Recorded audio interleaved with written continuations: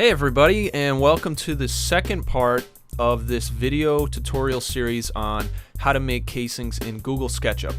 In the first video, I showed you how to use the Follow Me tool to create this casing around this door frame.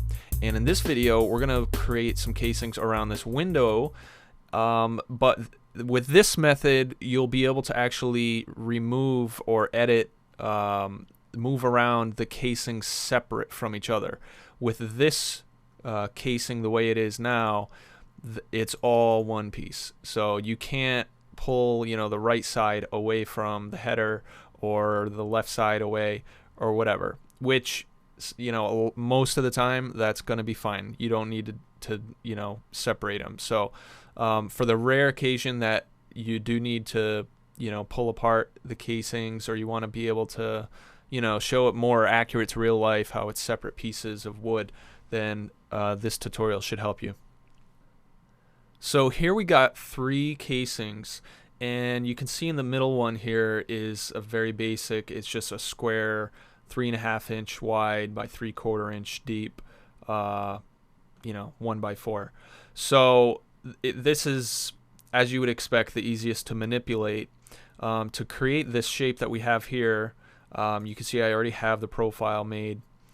Is you just grab the push-pull tool to get a length, and then you can select the edge. Now before you do that, you want to know the width of this, and if you're not sure, you can grab the tape measure tool and measure, and you can see it's 3.5 inches. So once you know the width of that, you grab the move tool, and you have to have your edge selected, and you click and you pull up the same distance that it is wide, so 3.5 inches, enter, and you can see we have a nice 45-degree angle cut. Now, wouldn't that be great if that method worked for other casings? It doesn't.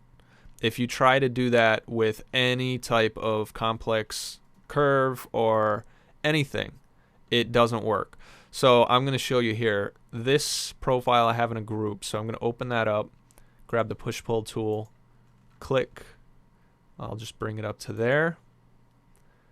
And if I try to select that one edge and move it, let's see what happens. Grab the move tool, go and start to click. Look at that. It just completely tears apart. Google starts to add all these edges to the profile because all this other stuff is staying put. So it has to add a bunch of edges in order to create everything, create all the faces flat, because everything in SketchUp is a straight edge or a straight face. That's it. Even curves, they're just made up of straight edges and straight faces. So let's take a step back here and look at this. You notice how when I pulled the casing with the push-pull tool, I've got like a bunch of these edges here that don't look that great. I know we talked about this in the other video, but just real quickly, you just grab the eraser tool, hold down Control, and you can select by holding down the left mouse button and dragging, and you can actually select multiple lines at once. And what this does is it smooths those lines. So we want to keep the inside corner and the outside corner because those are some pretty defined edges, but we'll get rid of those as well. So now we have this nice clean looking casing. Okay, so how do we figure out the angle of this casing? Now, the first thing you do, you grab the tape measure tool, and you want to figure out the width of this casing. So we have 2.25. Okay, so we just press escape there. We want to make a guide. Whoops. So from this outside corner, so whatever edge that's going to be the pointy side of the angle. So the outside edge is where you want to put this guide. So 2.25. Just type that in. You get your guide, and then take the select tool, select the face of your profile. It doesn't matter. You can just select the face, or you can double click and grab the whole edge. And then you want to orbit around to the back side in the inside corner. Okay, so this point right here. So we're going to grab the rotate tool, and we want to be on this. For me, it's the red axis with the rotate.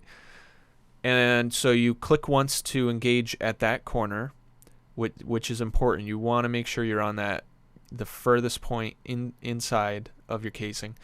And then you click again with where you're parallel with the edge, and then you drag up to 45.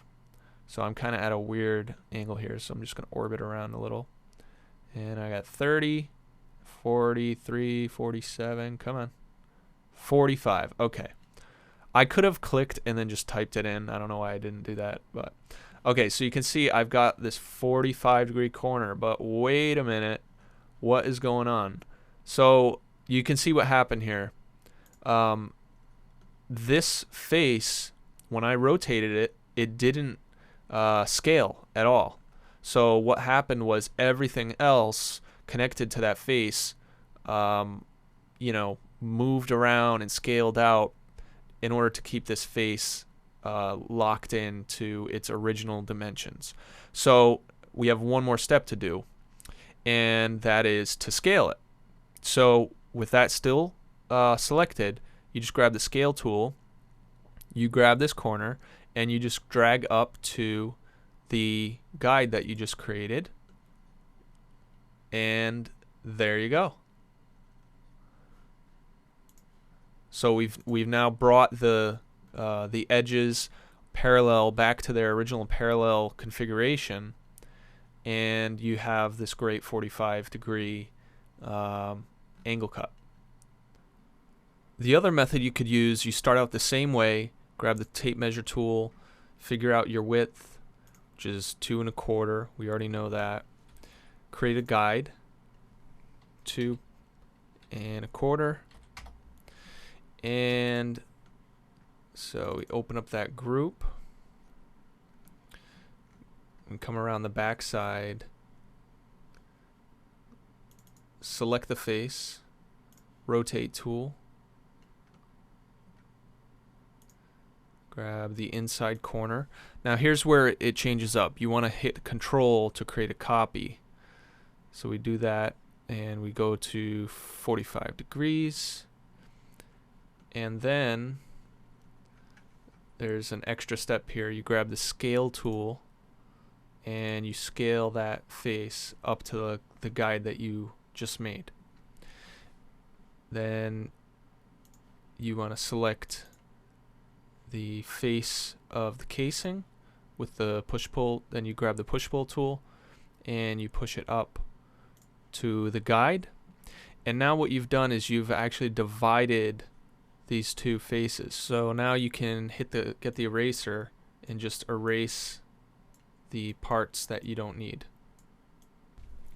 Now the advantage of doing this over the other method is not clearly seen unless you show hidden geometry. So if you go to View and Hidden Geometry, you can see that this first method, the faces, when you scale it out of proportion and then bring it back, SketchUp will create these triangular faces.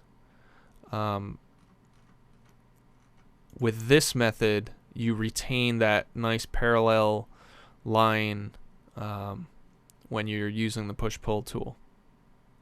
So now we'll go ahead and start putting the casings on the windows. So the first step is to set some kind of guide. So we'll do that at we'll do 1/4 inch, and we'll do that all the way around the windows.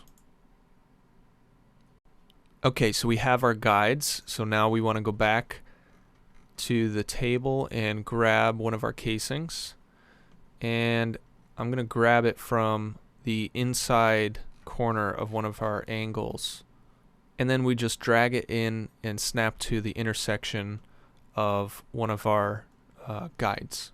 Next, we're going to open this group, and we need to create an angle on this side as well. So I'm going to go ahead and do that using the same method. And here's just a quick tip: whenever you're working on something that's attached to another other geometry, like right now I need to spin around to the back side of that casing in order to use the rotate tool. So I created a custom keyboard shortcut that allows me to quickly hide the rest of the model whenever I'm editing a group or component. So I used the X keyboard key to hide the rest of the model, and it comes in handy a lot. So now I can rotate to the back of this casing and use the rotate tool to create the angle.